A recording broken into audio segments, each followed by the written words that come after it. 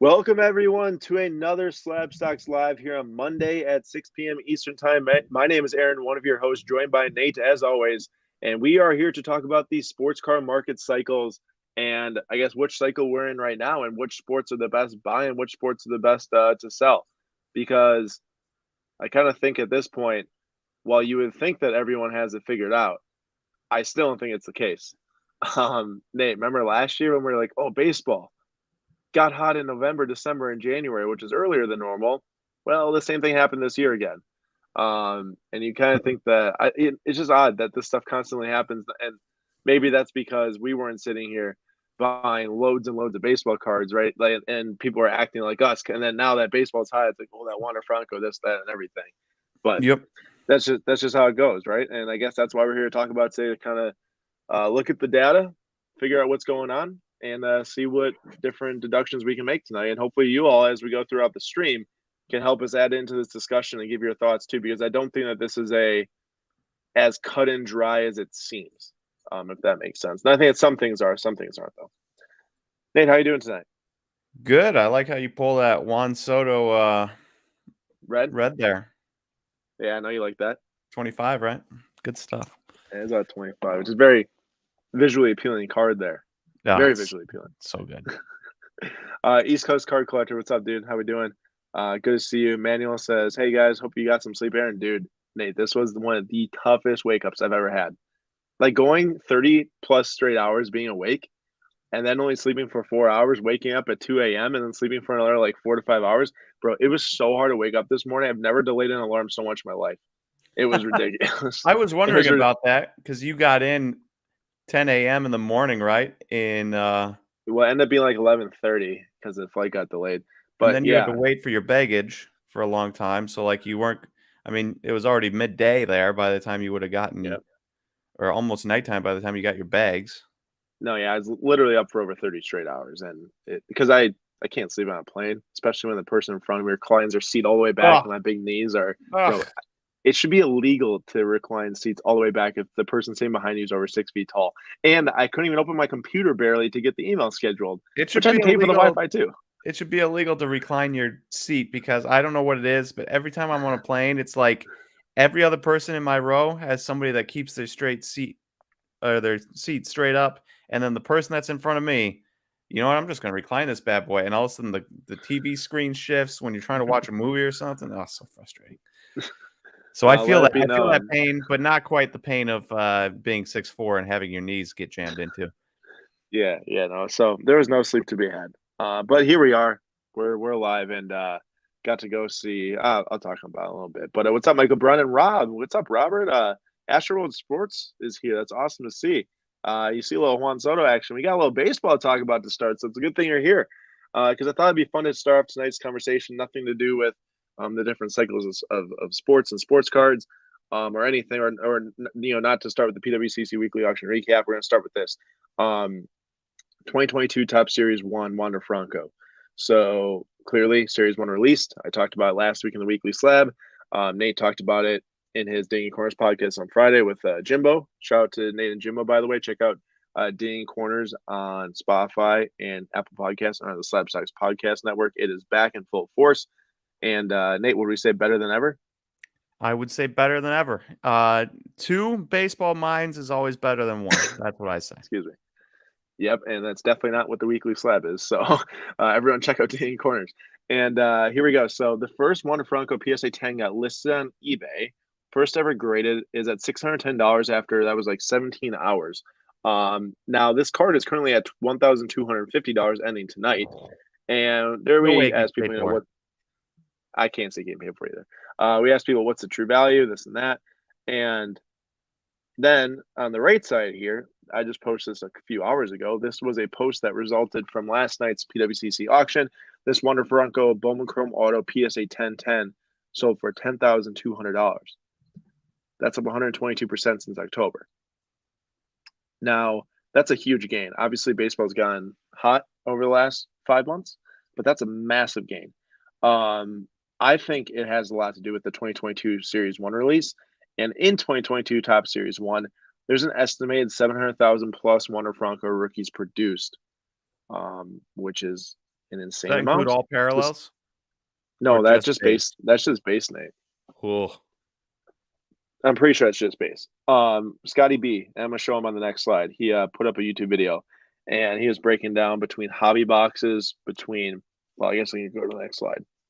Scotty B cards. Shout out to him on YouTube. He does great stuff, and he's on Instagram. A good friend of ours. He's joined Nate before, and I've talked with Scotty a lot.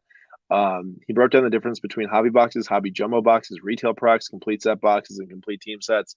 And got an estimated print run for the Wanderers. Now, this is up 30% from last year. Nate, there's over 500,000 Alec Baum rookies floating out there. So there's over 500,000 of Alec Baum and Joe Adell and all those guys. This year, there's over 700,000 of Wander Franco and Aaron Ashby. So now Aaron Ashby's worth nothing, unless you have the premiere party. Well, do you hear that? I don't know if you heard me. There we go. Where is it? There it is. Oh, there's Nate's premiere party, Aaron Ashby. I heard you. Excuse me. But yeah, so there's just a lot of stinking Wander Franco rookies. Now, some people commenting on Instagram, shout out back to the cards. He's a great guy and always gives good insight on Instagram. He was saying, now, why should we care about the base print run when we all know that base cards, they're not really worth grading. They're not really worth flipping anymore, especially top series 1 base cards. I'm not talking, I know Prism LaMelo Ball rookies, you can buy it, grade it, and make some money. You talk about Alec Baum and most likely no chance. Currently, the Wander Francos are $15, and I think that this matters, at least the base production run, because this greatly affects if you're anyone that wants to open a retail product, a hobby box, a jumbo hobby box, whatever it is. This greatly affects your chance to actually pull something good, because the more base that's produced and the more product overall that's produced, the odds go way down for you to pull a black out of 69, 71, whatever they're numbered of, a Independence Day out of 76. Even a gold out of 2020. Which is lame because it's just stars. So who wants to pull it anyways? I actually didn't see it this year. It's just stars like the NFTs were. It's just stars. Interesting. There's only blue and red parallel on the back or border. I only saw the front. Maybe the back is different, but the front. No, I meant the front, like the border. Like there's no blue and red on the red the front. Stars that go on the side border, and then the top border is left white. Really lame. Interesting. So my whole point of this is that if production goes up 30% and price doesn't really change. Nate, what are Series 1 hobby boxes like? $100, $90, $100? I know Jumbo Hobby was $225. I haven't looked at like regular hobby box prices in a little bit. Let me grab that for you. Yeah, so I guess my whole point here though is if price isn't changing, or if it's only going up in price and production is going up too, it's just, how are you supposed to even justify buying any boxes or buying any packs? You're paying more for less. You're paying way more for less. If production goes up 30% and price increases 5%. I heard people that were pulling like one single parallel per hobby box. And that's insane. That's insane. Do you know it's so hard to pull golds out of 2022 now? Like, so hard. And if that's the case, there's no chance you're pulling a good gold out of 2022 out of 5 hobby boxes, maybe out of 5 cases, you know? So it's like, Wander Franco gold I saw of 2022 just sold for $500 the other day, which at first sight, it's like, that seems kind of a lot. But then you're like, second sight, oh, wait, 2022 compared to 700,000 doesn't seem that bad. Doesn't really seem that bad, especially honestly, if you get a center copy that you can grade. And that's the top guy in the thing. Like, what's a? Oh yeah, you get anyone else and you're getting just destroyed. Yeah. So that's my whole thing with it, is that it really makes ripping the product just absolutely impossible. You're ripping a box in hopes to get a nice silver pack or a low number parallel that's like a 1 in 1,000 shot. So that's just how I feel about it. And we'll see what happens. I would not be surprised if Wander Franco base rookies are $3 to $5 in the next 2 weeks. I mean, you had somebody that sold best offer accepted, but a Series 1 base gold foil Vidal Brujan $14.99 crossed out. I'm on eBay right now. I could be on Card Ladder. I should be on Card Ladder. But it's just one of those things where Vidal Brujan's the second best player. Let me find an auction. Vidal Brujan's the second best player in this entire set, and his prices are $25 for a gold. That's crazy. Like, you get the second best. If you don't get a Wander, you're toast. I mean, you already know you're going to be toast, but like, there's no there's no backup at all. No. And Nate's proving the point on why car ladder is so useful. I just pulled it up in about 0.2 seconds. Mm-hmm. Nate looks on eBay and he sees it in forever. So shout out car ladder. Sales history, I see the last one 2338 for gold 2022. That's brutal. And that's your best case, most Likely I'd say card. likely card. Yeah. Yeah. And that so not looking good. Also, Dave said think of how much of this stuff won't get opened and how many parallels and stuff will sit in those boxes forever. I know a lot of it will get open like just right now, but after like the first month to two, I feel like that there's gonna be so many better, nicer sets coming out. Like a Topps Chrome is gonna get ripped more than this. That I agree. I agree. So today I got to do something super cool, something that since I became a fan of Chelsea now a year ago, I really want to do. And I made it to Stamford Bridge today for the first time. That is the shed wall, which was super cool. It's this like brick wall that just goes all the way down the kind of down the stadium side, and then it's got all the different legends of Chelsea that are like on the wall. Super, super cool. And the store is massive, but we couldn't really do much today because the match is tomorrow. So I'm going to the Champions League round of 16 against Lille in at home tomorrow. Obviously, I'm super excited to go. And then Wednesday, I'm doing a full stadium tour, and I can't wait to share more. So stay tuned because I will be having like a week one video come out. And I did buy a big card here in London. I spent the morning on Facebook Marketplace searching for soccer and football cards. Excuse me. And that's how I found it. I was like, I'm just gonna go and look on Facebook Marketplace and see what I can find. And I can't wait to share that. That will also be in the week one video. I'm picking it up tomorrow. Picking it up more like the guys I could be driving to London to drop it off. I'm super excited about that. Hey, I have a question for you. Yes. Why does it seem like there's a volleyball on either side of that Chelsea logo? I'm pretty sure that's what footballs used to look like way back Okay. when the club started. But I see what you're saying because it does look like volleyball. Looks a lot like a volleyball. It does. Haas, are you there primarily for the game? I planned the trip around the game. Technically, I planned it around the Leicester Premier League match, which got delayed. So thank goodness they play at home against Lille in the Champions League tomorrow. Otherwise, I would have been devastated. But so yeah, that really worked out well. Where are you sitting? We should answer. I have no idea actually. Oh, speaking of, we got to print off the tickets. I forgot to do that. I haven't done that yet. Definitely a volleyball. Well, maybe they played with a volleyball, but it is. I mean, it is a volleyball. We should answer some of these questions before moving on. Okay. Magic, what's up, dude? Is this increase because of the popularity or a cash grab before Fanatics comes in? Well, I think that the whole Fanatics coming in thing doesn't really apply anymore for a cash grab since they are more worried about the long-term health of the industry, given they spent $500 million on Tops. Wait, was it half a no? Wait, was it $500 million? Nate? I think so. I think so. $500 million. I think it was supposed to go for like 1.3 billion, 1.2, and then Fanatics announced the thing and they bought them for 500 million. Yeah, because they probably weren't going to go for that 1.3 billion after Fanatics came in. But I'd say it's because of the Wander Franco, the popularity of this release in general. And I could see Rob brought up earlier. I forgot to pull up this comment. Rob said that base cards should be overprinted so the value of the number cards hold more value. Look at the gold bookie bets; it's so cheap, for example. That's a great point, and I do think that products should be accessible.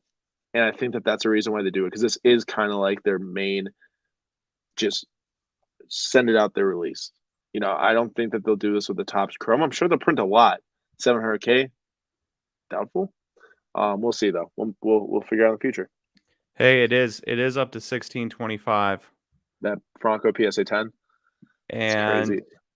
The last couple of bidders: 33 feedback, 310, 9, 34.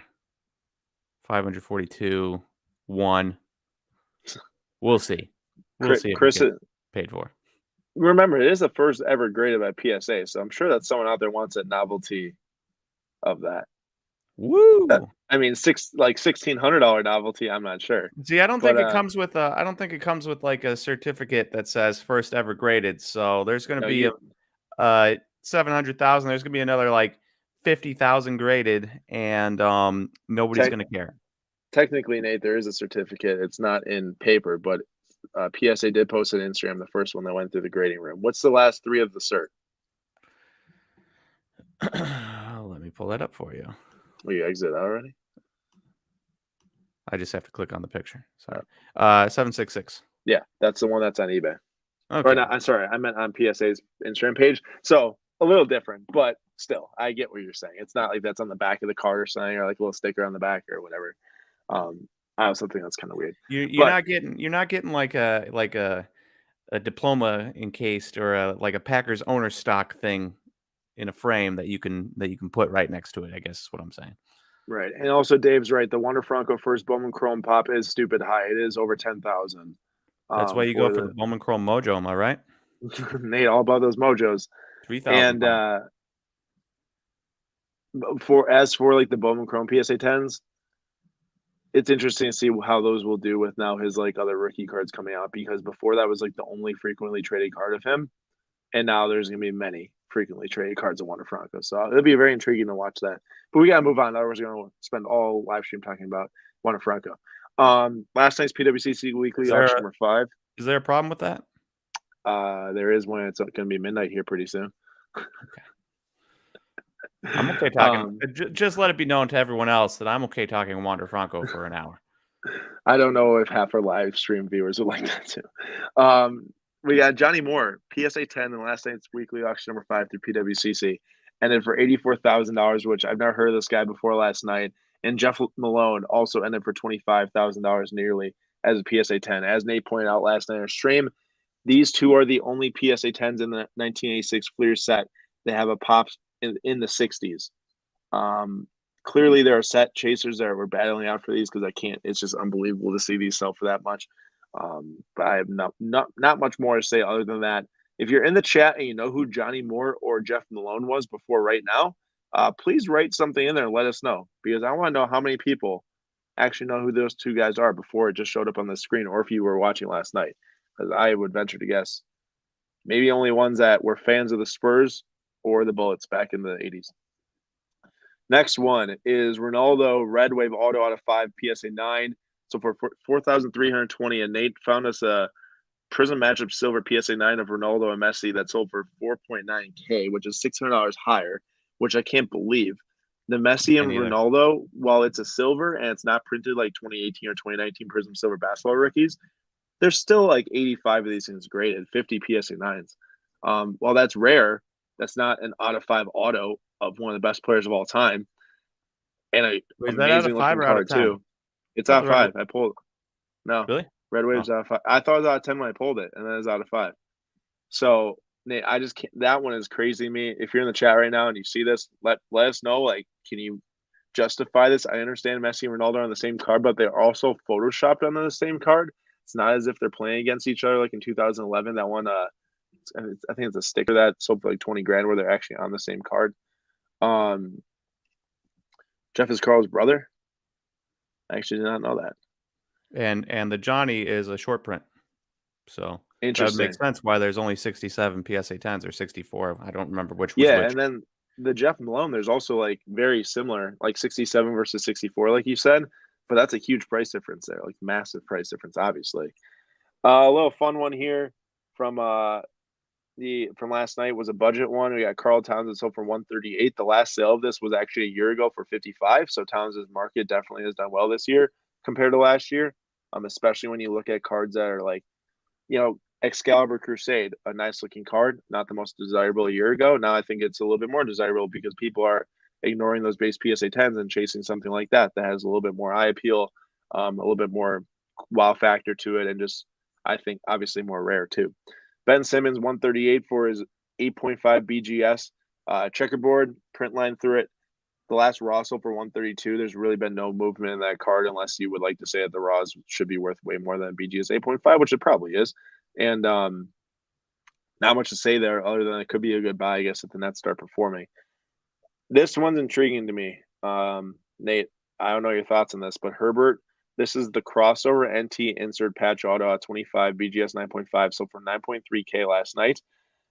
And it's got like an 88 number patch right from the rookie premiere, where they just wear like the jerseys that have number 88 on it because it yields the most patch pieces, like just by math. It has the most square footage on it to get the most patch pieces out of it. So he wore number 88 at the rookie premiere. And the Rogers blockchain 1-of-1 logo shield, which is clearly game used, I think by Rogers. Sometimes Panini saying not any specific player, you don't know, but I'm pretty sure by Rogers. And that's a 1-of-1 on-card auto. BGS 9 sold for $9K. Now, the last PSA 8 of Herbert, well, as the last card like that, regardless of the grade, the PSA 8 sold for $4K, 9.5 sold for $9. Nate, which one are you taking there between the Rogers and the Herbert? Ignoring your Packer bias. Ignoring the Packer bias. I was about to say I'm wildly biased here. So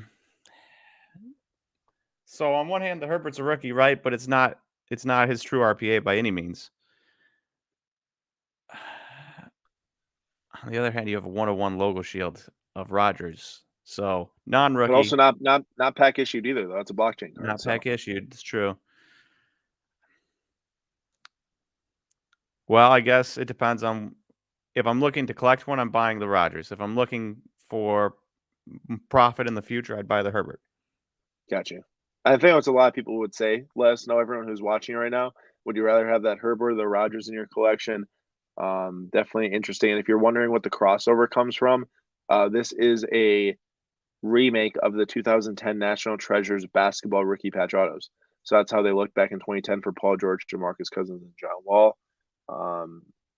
And that's what the Herbert looks like now. So last one here is a little hockey one. Nate did a little nice research there and found a Bobby Orr Authentic that sold for just a bit more. Bobby Orr Authentic rookie from 66 Tops. So for just a bit more than the Leon Draisaitl patch auto of 100 PSA 9. I love that card. It's a Future Watch RPA. This card last sold as any grade of the Leon for $821 back in May. This is the first time that card sold publicly since May, which is crazy. That's a long time for a card out, 100 to not surface or sell. I should say, maybe one surface in that time. Which one are you taking? Me? I'm taking the Leon just because he's one of the best players in the NHL right now. He's second in the league in points. Bobby Orr, one of the best defenders ever, or the best defender ever. But you already have an auto out of 5 of Bobby Orr, so who cares? That's the thing. I pulled the Bobby Orr auto out of 5. It's like any other Bobby Orr card to me now. It just seems like chump change compared to that, because that card's like one of my favorites I ever have now. I love that card. You were there for that too. I was. It was awesome. That's very exciting. It was on your birthday.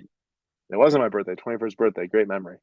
So here we go. That was the PWCC weekly auction recap number 5. Catch us next week. Number 6 is gonna be live at we're gonna be live on YouTube at 10 p.m. Eastern time, and I'll be live at 2:45 a.m. again. It's my time. Oof.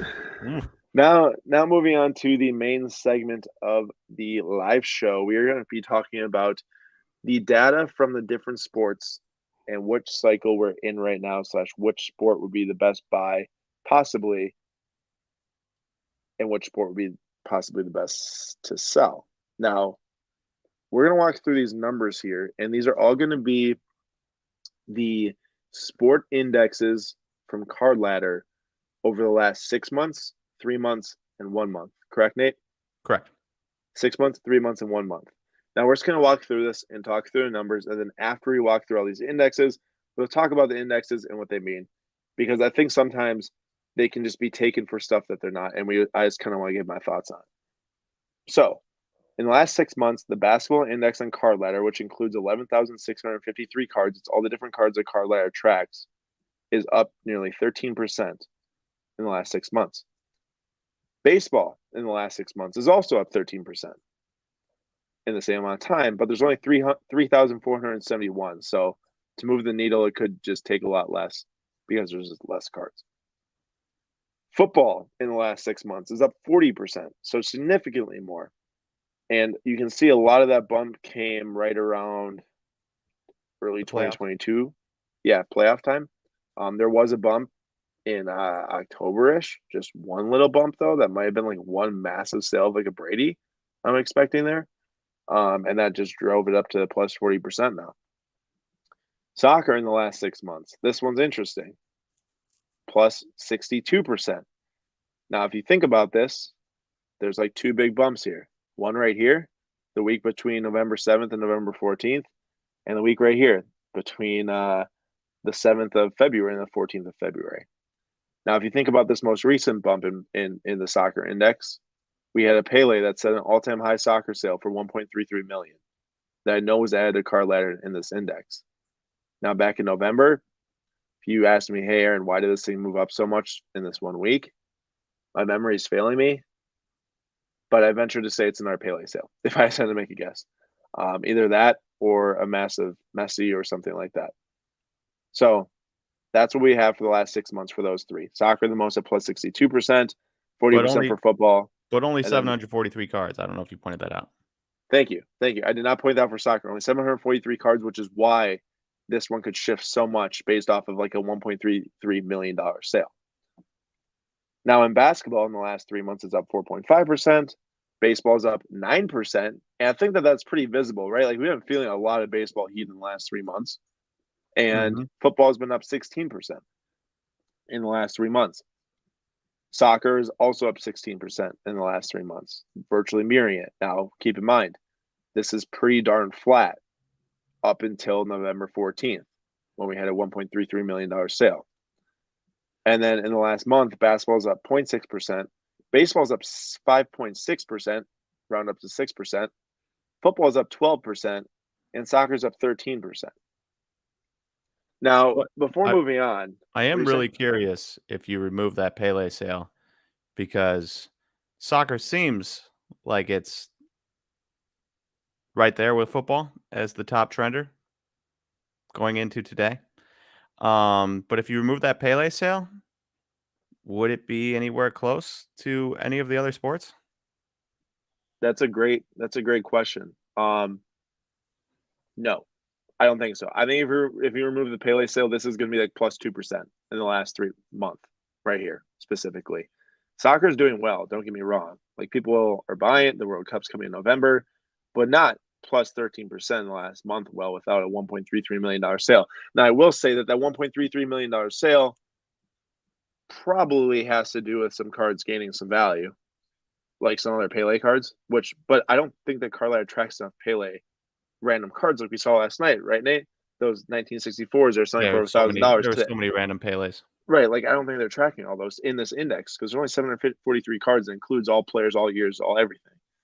And My that thoughts on includes PSA 9, PSA 10, SGC 10, SGC 95, SGC 9, right? BGS. yeah. Like You're you saying could the have total cards? the same Messi card graded 12 different ways, and that counts for 12 of these cards.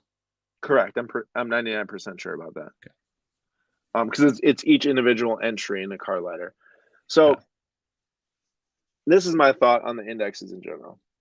They are a great summation just of what's happening in general. But in general is not the entire market. And that's what, like, you physically can't just look at this index, specifically the soccer and football, and say, wow, the entire market in soccer is really hot right now over the last month. That's not true. You can't sit here and say, oh, the entire football market's hot over the last month because it's up 12%. That's also not true. Joe Burrow cards, we'd have to do more research to physically point to every single Joe Burrow card that increases over the last month. But I'd venture to say that I don't know how much of this, but I'd say like 80% of the rate of growth here, Nate, had to have been between Burrow, Stafford, and Cup in the last month. Yeah. And you're going to see as Burrow cards start to fall, each next sale goes down, that over the last month, football is just going to keep on trending down more now. Because everything that was driving it up over the last month or 3 months isn't going to be driving up over the next month or 3 months from here. And excuse me. Though, I guess I'll point this out now.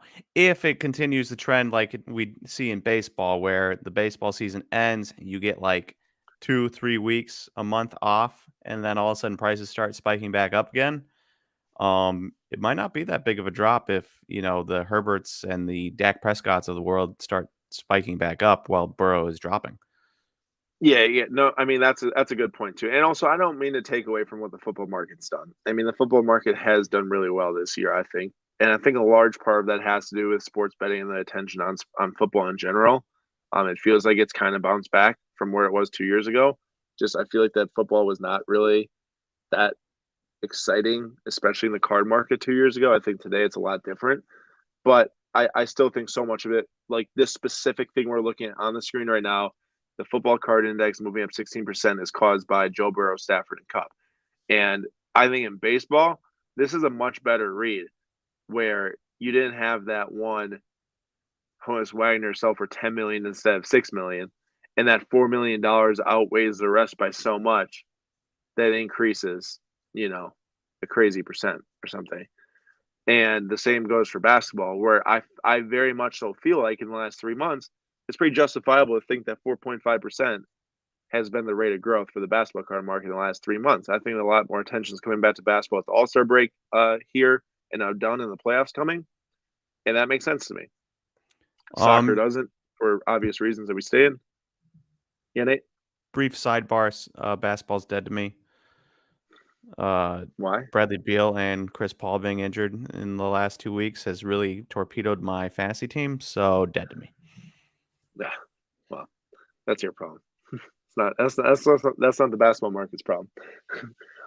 Now, you might sit here and say, okay, Aaron and Nate, thanks for showing us all these indexes and that these prices are gaining value, but it might not be all cards. 90% of the cards might be dropping, but those Joe Burrows are carrying it because they're selling for 500,000, for 125,000 at 9.5 RPA and T after selling for 30,000 3 months ago. And I say to you, Magic asked really quick, Aaron, what months do you think the World Cup hype will start?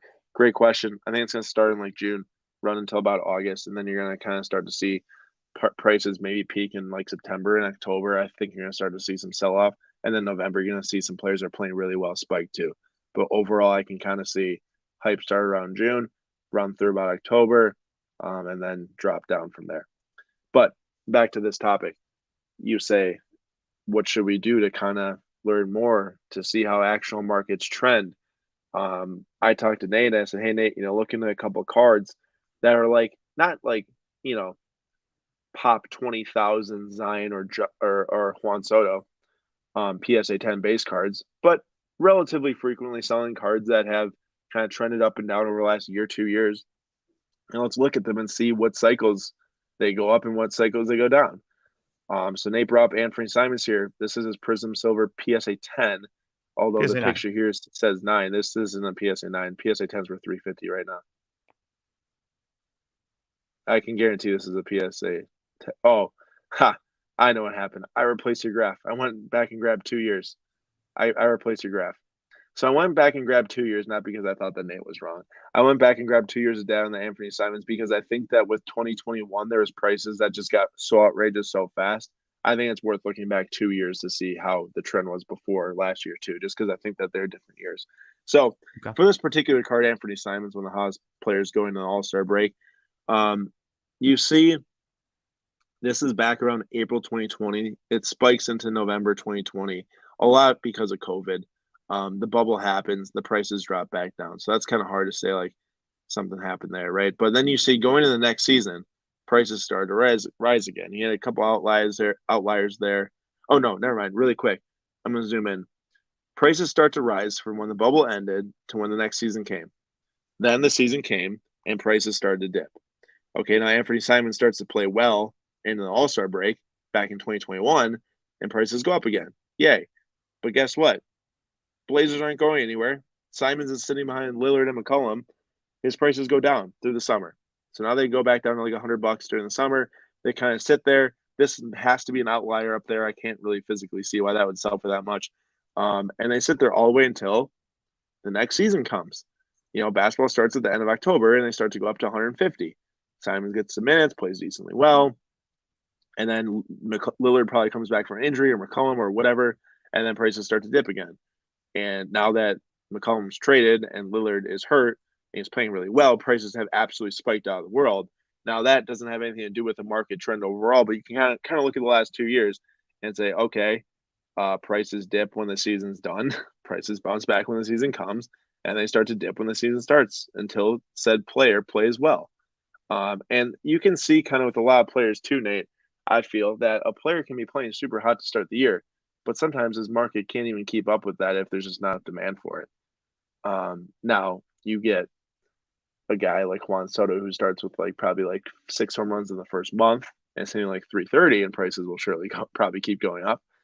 But outside of that, you really have to be playing at the top of the game for your prices to keep trending up when the season starts. Yeah, Do you agree with all those statements? I agree with that because people are always hyped, and then I mean, you have to be Vlad. You have to be Vlad last year. Look at Juan Soto. He put up pretty decent numbers in the first half of the season. His prices dropped like a rock. Not like a rock, but he dropped. And then he came back and did really well the second half, and prices didn't really move that much higher considering he had like a historic second half of the year. But guess when prices started boom? Right now.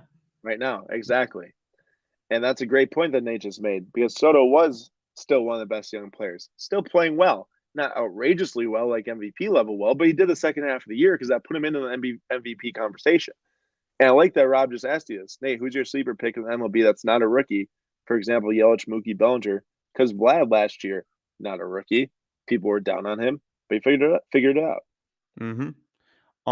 Ooh, that's a good question. If I'm being biased, I want to say Keston Hira. We got DH now. We've got new hitting coaches. His mom is cancer free. So the biased and very hopeful Brewers fan in me says Keston Hira. But non-biased, I'd have to think about it a little bit more. You know how it goes. First thought always goes to, all right, who on the Bucks can fit this question? Who on the Brewers can fit this question? Yep. Maybe that'd be a good one for you and Jimbo to talk about on the pod. Sleeper I picks, like it. and then it'll be this year. Let me snap a picture of that so I Definitely do that. remember the Definitely do question. that. Luke says Trae Young and bye. I mean, this is a very similar situation to what we were just talking about. Trae Young having a great year, Hawks not playing all that well, and his prices haven't like done super well this year. Like some stuff has increased in pricing, has been playing well, and has been getting some heat, but like that could signify a buy not for this season, but for next season. Just like Soto, like what we were talking about. Do you feel like any 2018 rookies are really doing well though? Like if you go through the big time 2018 rookies, is there really that much price movement up? Okay, well, outside of Anthony Simons. I'm more thinking of the Lucas, the Treys, the Jaren Jackson Shea, Juniors, the Shays. you know, Guys Shea that were was already stars so Shea before was 2 weeks ago. Shea was gaining good value, and then he got hurt. He was having a super good year, and he got hurt, which definitely curbed his market. JJJ, I think, recently has gotten some market love because he's been playing really well recently. Didn't start the season all that great. Um, and then other than that, though, like Luka's been pretty unreal statistically wise, but his cards, like we've talked about, have been fatigued and they're falling. And Trey's been playing well. Trey's top 10 in a lot of the stats in the NBA, including PER, which I know isn't the be all end all stat. But with the Hawks not doing well, they're just not doing so hot. So yeah, that's a great point. And I think it's the same thing as just overall fatigue. It's like, dude, this was like the set that like so many people started just like buy so many cards of, and eventually you just want to buy new cards because you just get bored. Mm-hmm. Moving on to baseball. This is the Vladimir Guerrero Jr. This is a Purple Refractor 2019 Heritage PSA 10 going back to March of 2020. You get some heat into the beginning of the season. I can't remember how Vlad was doing back in 2020. Potentially well based on this graph. Season ends and this thing dropped like a brick all the way back down to below $50. New season comes and this thing just kept on climbing. Vlad does unreal, goes even higher, kind of stagnates through the season, and then it drops after the season, and now it's bounced back up again. So like this is a perfect example of how these cards move. We wouldn't see this, Nate, on the car ladder index. We wouldn't see this at all because of the fact that this specific type of card isn't the thing that's driving the prices to go mostly up on them. You can tell when the overall market is dropping, including the expensive cards. Yeah, you see a dip on the index, but if this card dips right here, but there's a Juan Soto Bowman Chrome Gold that goes for 50 grand, which is 20% higher than the previous sale, it's going to wipe out this card and so many other cards like it. So would you consider like a 0.6% increase like basketball was in the last month to be a drop then? You'll have a few big time cards that probably increase in price because they haven't been sold in 2 years. And I otherwise, I I think a month is too soon to look at because like 1 month to have an overall like 11,000 card index increase in price by a lot, it's very difficult. It does take that's like fair. those That's massive fair. sales, but there's 11,000 cards, so it's hard to even increase the 11,000 cards.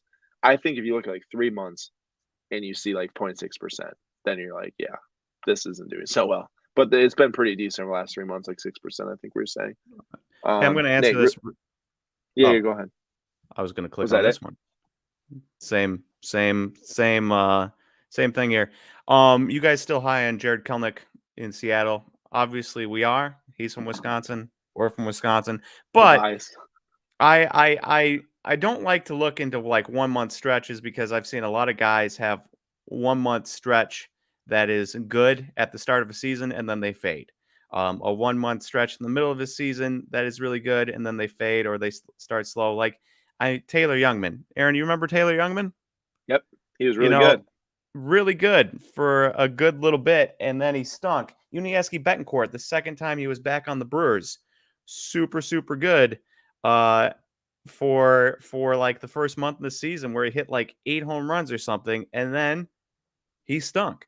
But when you're trying to support somebody, you look at 1 month stretches and say, hey, I think he's figuring it out. Joe Adell last year, Jared Kelnick also really bad, really bad, really bad. And then 29 games in September and October, he had an 854 OPS, including, 6 doubles, a triple, 7 home runs. Still hit 248, but 248 is significantly better than hitting 196 that he did in August.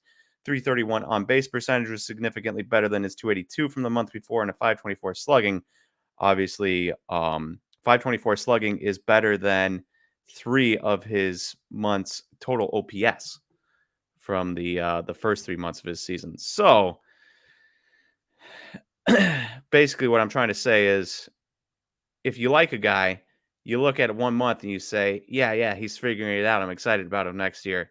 If you don't like a guy, you say guys can have random 1 month good stretches all the time and it means nothing. But I like him, so I'm using that month to justify wanting to spend money on him. And Robert said, "Hey, Trout had a slow start. Do I smell a Trout trend? Haha, JK." I think that'd be more applicable to a Vlad or a Wander than a Jared Kelnick. But we'll see. Speaking of Jared Kelnick, What do you got there? Premier The Party short print? Pack, Jared Oh, Kelnick, nice. Future Stars. Look at you pulling all the nice Wisconsin cards. That's right. That is right. We are on to football, the American football here, and this is Josh Allen's graph for the last 2 years on his 2018 Prison Based PSA 10. I'm probably going to sound like a broken record if I walk through this entire graph and look at each individual spike in price and drop in price. But overall, this is the same trend. You see it, the season comes, price goes up, season starts, price goes down. Playoffs might come, like right here in 2021. Price goes up because he did pretty well, got to the AFC Championship game last year. And then prices go back down, and then they go up, and then they go down, and now eventually they're finally kind of bouncing back again. Also, the big drop here in 2021 towards the end of the year, I think a lot of it, the base market going down a lot had a lot to do with that. But they did start to bounce back after like December. And then one more football here is Joe Burrow's Mosaic Silver PSA 10. Nate, I chose the Josh Allen too because I just didn't think this described what we were trying to talk about well enough because there's clearly a lot of first graded cards here that were so high in price. Well, that I think is a I think nice. it's a whole nother good point though too. So we talk about it. Yeah, I wanted to bring that up just to show you that sometimes you look at a graph and you say, "Oh, it's low." It's low. Yeah, that stinks. But then you remember that there's only a few graph points here in the first couple months, and you can't really start there. So you got to move on till probably like October of 2021 is where you can probably start looking for a trend. And if you start there, it looks pretty good. It does look pretty good. Of course, because Burrow had an unreal season and playoff run. But yeah, don't buy in the first few that get graded. If it's a super common card, And if it's definitely don't use it as like a justification for buying a card. Like, don't say, "Oh, even if you take out the outlier, you can use this one that was like 600 and say, wow, this is at 400, but it was at 600, so it can get back to 600. Yeah, Poor choice. very poor choice because even with his hot run, this got back up to what 450, 500. Mm-hmm. I agree. Ooh, hey, wax to the future. Nate, can Jazz Chisholm become a star this year? I love his swing. Jazz Chisholm, you say? Future Oh stars? my. Jazz Chisholm Nate with a literally terrible has player? every single. Nate probably has a full set of Premier Party Topps cards over there. Just pull them all out. Anyone that says a I MLB only player right now. I only have 23 of them, and 2 of them were Isaiah Kill, whatever the Texas catcher. So I don't even know who that guy is. I've never heard that name in my life. exactly. Next up, I guess I got to scroll down here. The actual football. I'm here in London right now, so I have to refer to this as football, as you can see at the top there. Erling Haaland, 2019 Sapphire PSA 10. This is another situation as like the Burrow, and that's why I put in the 2-year graph here. Man, I can't believe a base Sapphire PSA 10 Haaland at one point sold for 6K. He was absolutely on a roll here in the Champions League last year before they got eliminated. And then all of them started to get graded and a dip. And you can see that's quite down even now. It's just over $1,000 right now. But I want to point out that it did drop all the way down until the new season came, and it did go back up to like 2,500 or 2,250 about in September. And since then, with him being injured and stuff, and Dortmund not making much noise, not being in the Champions League round of 16, So I should be buying. This is a low right now for him. I should be buying in. this is a low for the Sapphire PSA 10. Now I love the card. Is it the one? I don't know. I mean, it's hard to tell at this point, right? Like to get a numbered Holland rookie, you got to spend thousands. So I have to assume that some of these are in the $500,000 range are going to increase in value when he makes a move to a Real Madrid, to a maybe Man City. I don't know where he's going to go. I'm assuming, man, if him and Mbappe go to Real Madrid, that'd be crazy. But we'll see. Same deal with those soccer. Same things happen. And this is another crazy one. Sticker PSA 10. These things got so hyped, and there are so many of these things made, like so many of them made. It went all the way up to $1,000. I can't believe that, and dropped all the way down now to 200. But I'm not really sure.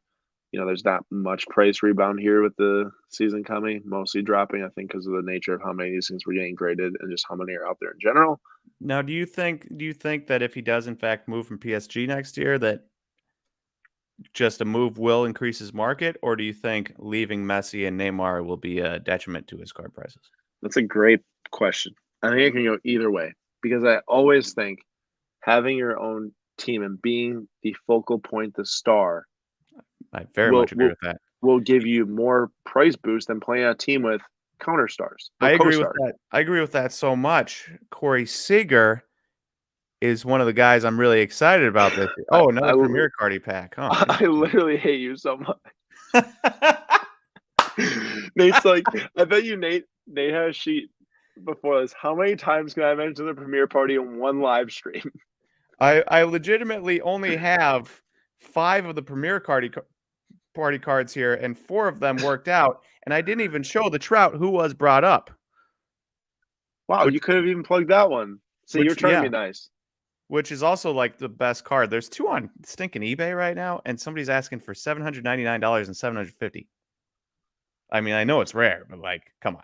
Yeah, come on. That's like your 20th year Tom Brady card, kind of. Yeah.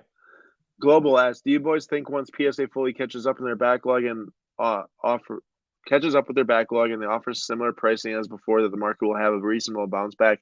Man, remember they're like at limiting $50 for grading right now. For them to get back to prices as they used to be, I think it's a long road back there. And I think that the turnaround times are not short. And I think there's going to be upfront about how long they're going to take now versus saying like 40 to 45 days. That was one of their biggest mistakes with the previous ownership, was not making clear how long the turnaround times were getting.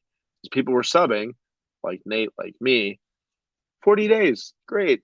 Can't wait to have my cards back in, I don't know, 3 months after the business day thing. No, it's over a year, So that's what I was thinking, or that's what I'm thinking, is that like it'll be a long time before prices get back to what they are. I do think it'll help the overall market just buy more raw cards to just send them off and forget about them. But I remember that does include really long turnaround times if that does happen. Nick Foles says, "What's Premiere Party?" You don't even have to answer that question, Nate, because another time to plug the Premiere Party tomorrow. Nate's vlog from the Topps Premiere Party in Los Angeles is coming out on YouTube. I got to upload a video tonight before, or maybe tomorrow morning when I wake up. And Yeah, you do, so I can watch it. I know I don't think I'm going to be able to get it uploaded before I go to bed though, but we'll see. That's okay. I forgot about when I got back, and it's going to go live on YouTube. I'm assuming around like 12 p.m. Eastern time. So or 1 p.m. Eastern time. So if you want to watch and see what Nate did in LA with Topps, very cool, awesome video. Highly suggest watching, and you'll see. This is basically the kickoff of 2022 Topps Series 1, and Nate got a nice invite. Yeah, and it'll be great because it'll be right in time for me to spend my snow day tomorrow watching that, because we're about to get hammered with it's like projected 13 inches of snow, 14 inches of snow, something like that, and like a 90% chance of happening. Man, that's crazy. That's wild. I can guarantee it's not snowing here in London, which is nice, but it does rain a lot. So, also, you're gonna have to watch the video a lot if you want to take up a lot of time because it's only 13 minutes long. So it's just on repeat. That'd be a lot. 6 watches in the first hour. They were all me. Yep, pretty much. Corey, this is weird. I only listened to the podcast. Imagine being someone who listens to our podcast for 3.5 years, comes and watch a YouTube video for the first time. It's like, dude, what is this? He's probably like, I expected these dudes to look different. Right. Rough. Magic, definitely a family-friendly video. Definitely a family-friendly video. Nothing to worry about. And Marcus is watching. Awesome. Thank you so much. I hope you all check it out because it is a great video. Yep, that's me. And Nate does an awesome job interviewing some really cool people and some nice little breaking news from Topps on a new product. Robert, what? You got a deal. Nate, next time let me be the boom microphone guy so I can go to the Topps Premiere Party. We have actually taken a vow that we will not carry around a boom microphone so we don't get in people's ways at card shows. But you can be the camera guy. Hint, hint, right below. Now you that can I'm be his bag boy. Now that I'm big time, just an A-list celebrity, you can like, I don't know, be my car guy, get in. I never should have let Nate go to that party by himself. He thinks he's the biggest hotshot in the world. Now whipping out Premiere Party cards. He's like, "Oh, Aaron, you don't have those."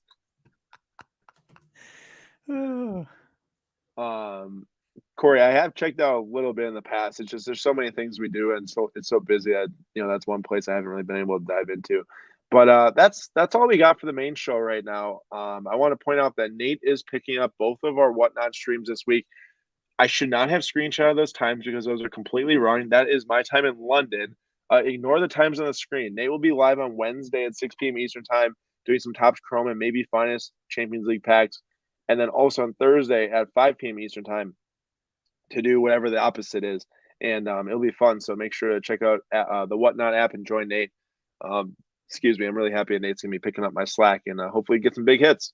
Ayo. And we do have 6 minutes left. This has not happened in a long time. We have 6 minutes left.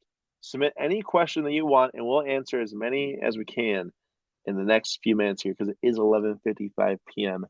in London, so I can't sit here for forever. But, oh my gosh, Jordan, I'm going to ban Jordan so fast. Jordan, ask me again in 2 weeks after I'm done carrying all of Aaron's slack. I hate you. Broken. Man. I was just gonna say, let's add up all the posts over the last 3.5 years and let's see how my back's feeling. Dude thinks he's so sick. He goes to one event and posts a couple of Instagram reels. Aaron, how do you feel about the long-term value of Holland rookie stickers? Will it be considered as go-to rookie? Well, funny enough, we actually bought a 2019 Champions League sticker, the Topps one last night, SGC 9. As for the fussball or foosball ones, however you say it, I don't know, man. There's a lot of those things out there again. Here's my thought on stickers. Vintage stickers, really cool. Modern stickers, not so cool in my opinion. They just print so many of them. I don't know. I don't have an answer for it, and I feel bad that I don't. I just don't think it's going to be the long-term value for Holland. I think there's the modern cards, there's his autographs, his super low numbered color is going to be where the long-term value is. Nate, any other questions that you want to pick up here before I pick up some more? Oh yeah, why is everyone talking about Holland and nobody's talking about Vlahovic or Vlahovic? I ask that question myself all the time. Big Vlahovic guy myself. So Nate, that's the guy that I said was maybe transferring to Arsenal. And then he went to Juventus because Arsenal isn't in the Champions League, so he couldn't go play in the European Championship, which Chelsea actually is tomorrow. I'm going to that, and the people down the street, the Arsenal Gunners, they're sitting at home on their couch going to watch Chelsea tomorrow. So yeah, just a reminder about that. That's why he didn't go to Arsenal. But I gotta get my shots in. This I man pulled regret. out five. He pulled out five Premier Party cards in this live stream. I gotta get back at him. Wait, what? 6? Oh my god, shut 6? up. Um, Jordan, what are your thoughts on Dusan Vlahovic or Vlahovic? I'm not really sure how to pronounce it. I honestly just know he scores a ton of goals. He's on Juventus now. He has some time to shine. He does. He has guys contenders, rookies. They gained a ton of value. I don't know enough about him. I have not watched him play live that I can sit here and say, yeah, go buy his cards or not. I'm sure that his stuff is going to do well though, as the soccer card market increases. Does Obi Toppin get a boost from the dunk contest win? In my mind, Obi Toppin might decrease in value as with all the other dunk contest participants because that was the worst thing I've ever watched. I watched in the airport with the flight being delayed. That was just putrid. Ooh. That was abysmal. You know it's rough. You know it's rough when you have literally nothing else to do and it was still bad. You know, you had nothing else to do. You were in the airport. You couldn't do anything else. So you Yeah. watched the slam dunk contest and you still hated it. That is a bad sign. Oh, yeah. No, it was literally terrible. It's probably one of the worst I ever got. Um, Are you doing a trade night in the UK? Collector's Paradise, great question. I don't think I'm doing like an official like trade night. I am thinking about putting out just like a random meetup in London if anyone is in London, but most of the people I'm finding are actually like not in London, so it's kind of hard to get everyone together. But what I will say is I am going to Manchester on the 26th for the card show. There's a card show in Manchester, so if you are in the UK and want to come meet me and say hi or just look at some cards together, go to Manchester. I think it's like the North Card Show. I can't remember what it's actually called on the 26th of February. This is a good question. Nate, do you think the baseball season will happen? Yes. Will we get a full season in? I don't know. I know they met for multiple hours today, and I think we started this live stream before I found out if they had finished meeting yet, the MLB and the MLB Players Association. I do believe their goal is still to get pitchers and catchers started by the 28th. They think if they can get them started by the 28th, they get a full 4 weeks of spring training and the season can start on time. Will that happen? I don't know, but I do think that eventually we will have some sort of season because there's a lot of money being left on the table from both owners and players if there's no baseball being played. Greg, I missed this earlier. I have a coffee at Rosslyn in London, the best in the world. Is it like the world's best cup of coffee in Elf, which was a crappy cup of coffee, or is it actually the world's best cup of coffee? Because I love coffee, and some people do say my blood's actually made up of 50% coffee. But yes, I will have to go check that out. Do you like Um, coffee or do you like coffee from Dunkin' Donuts? well, that's my all-time favorite, but I I do mean, drink a lot. some people, I won't say who, question if you actually like coffee because you like coffee from Dunkin' Donuts.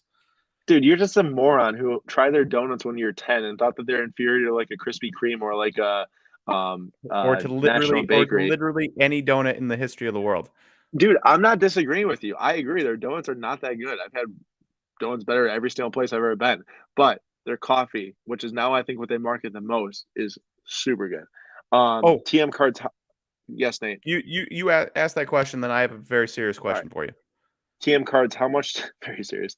How much do you guys think the PWCC Capital Vault loan / cash advances have to do with the auction results over there? I think it has to do a lot. Not only that particular scenario where like you commit a card to auction, you can get 50% of the insured value out at the moment to then go spend in the auction. But I think the overall environment helps a ton.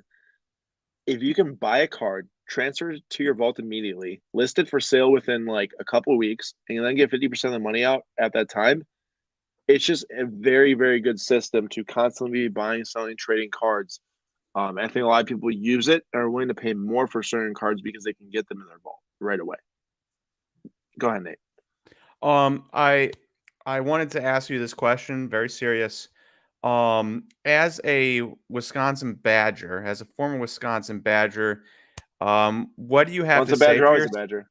what do you have to say for yourself? Rooting for a team that would get into fights at the end of games and have coaches intimidate and harass other coaches into throwing punches. I got Do nothing you to have say anything to about that. say for the Wisconsin Badgers? And are you going to step down from your fandom of the Badgers and come join a school that maybe would never do that, like the Kansas Jayhawks? Okay, first of all, Jayhawks have been under so much fire for all these different things for the last like 5 years, paying all these players, all this recruiting garbage. You cannot talk about anything that Hey, has to do hey, with question. Did anything come of that? Because I don't okay, remember. I don't what remember whatever. anything happening from the Adidas paying scandal. But Got my brushed under a rug, so I okay, don't know what you're well, talking about. I will move on to the next point. Is that Juwan Howard is a dummy because if your team is down 16 and with 20 seconds left, you start pressing the other team's bench, the other team's last five guys. You start pressing them full court, and then the other coach calls a timeout to get his bench guys who never play, just all in the same rhythm, just to finish the game. And then you get mad at the other coach for calling a timeout. That's the dumbest thing I've ever heard. And on top of that, you literally just like club a assistant coach in the head who had nothing to do with what you guys are. It's just the one of the dumbest things I've ever seen on a court in my life, and I have no idea what's going to come of it. I get that Greg Gard probably said something to them after. I, I think that Juwan Howard said something to him first from the video. It looked like it, um, but like also if you're Greg Gard, it's kind of like, what are you just going to do? Walk away and like not stand up for yourself? He didn't like really do anything to him, you know. Yeah, And I also, I heard that I wasn't the first incident. I heard that was not the first incident that Juwan Howard got into altercation on the I court. Maryland I last year. can't see Juwan Howard keeping his job after he actually connected on a punch, but also Greg Gard should probably be suspended for a while. A while? A while. You think a No, while? number of games, maybe through the first round of the NCAA tournament or something. It's like I just want to see Aaron cry after the Badgers get eliminated.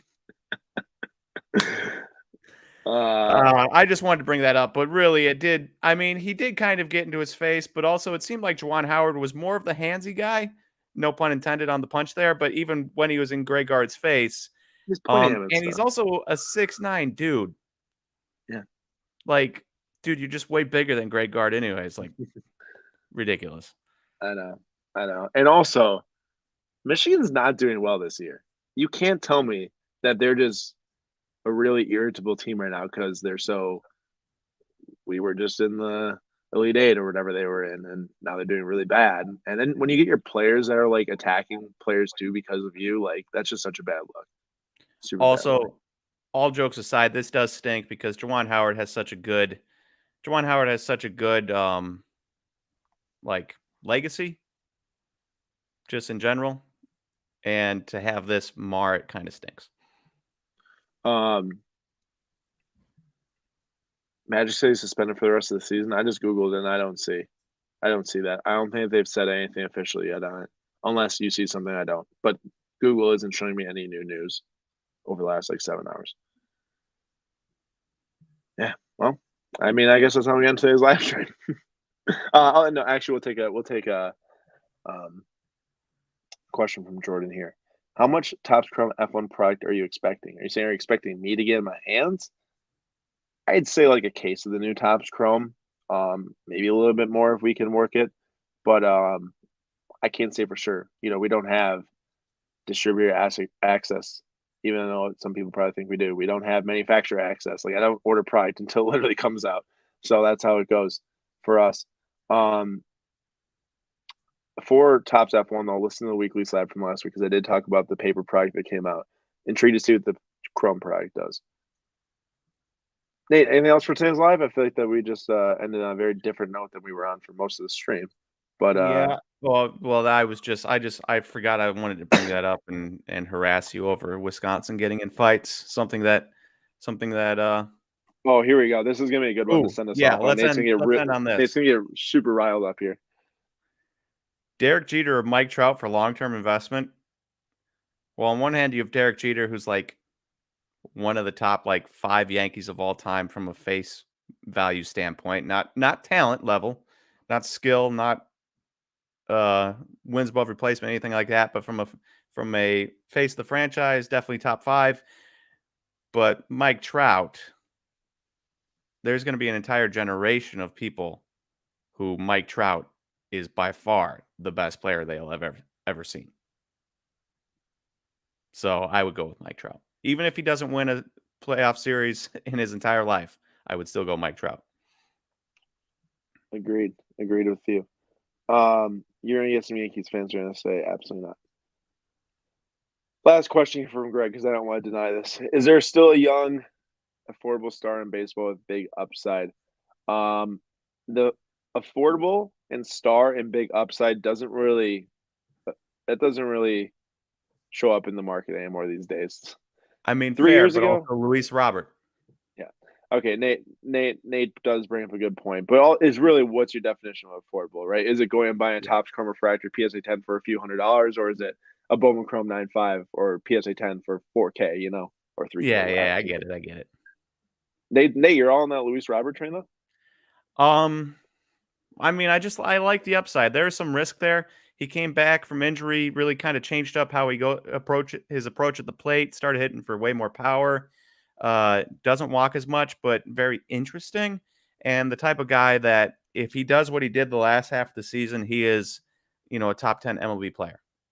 So I'll take that. I'll take that chance. He might not end up doing what he did after he came back from injury. He might revert back to his old self, but I'll take a bet on that upside there. Last question I'll answer. Do you think Dusan Vlahovic could become the same level as Holland? Let me just say this. Holland has 129 career goals right now. I think 129. And I think he's 21 at the most? Yeah, he's 21 right now. Dusan Vlahovic is 22, and he has like 40-something career goals. Now, I understand that you can get better as you age, and the stats at this moment doesn't say everything, but I'd say Holland is going to be head and shoulders above Vlahovic in terms of a market standpoint for a long time and probably forever. Now, if I'm wrong on that, you can come tell me I don't know enough about Dusan to talk, which you probably can say right now sitting here. I'm just speaking from knowing what Erling Haaland's done and how coveted his cards are. That's it, though. And shout out to Corey Carr. I'm glad that Corey was able to come and watch the live stream here and see our faces and get really weirded out by the YouTube videos. It's like you ever hear a song and you think of one thing and then you see the music video for the first time and all of a sudden it changes your entire perception of the song? I can't put my finger on it, but yes. That's what just happened to Corey. He might have liked our podcasts, and then he saw our faces, and now he won't be able to handle it anymore.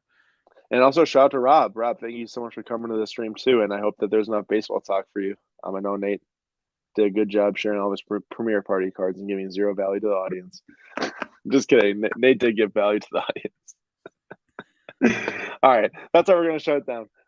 Thanks everyone for coming this week. Don't forget to check out Nate on Whatnot Wednesday and Thursday at 6 p.m. Eastern Time and 5 p.m. Eastern Time. And we will be back on YouTube Live on Sunday for the next PWCC live bidding at 10 p.m. Eastern Time next week, Sunday. And also go Chelsea. I'm super excited for tomorrow's match. So thanks everyone for coming, and we will see you all in the next live. See you guys.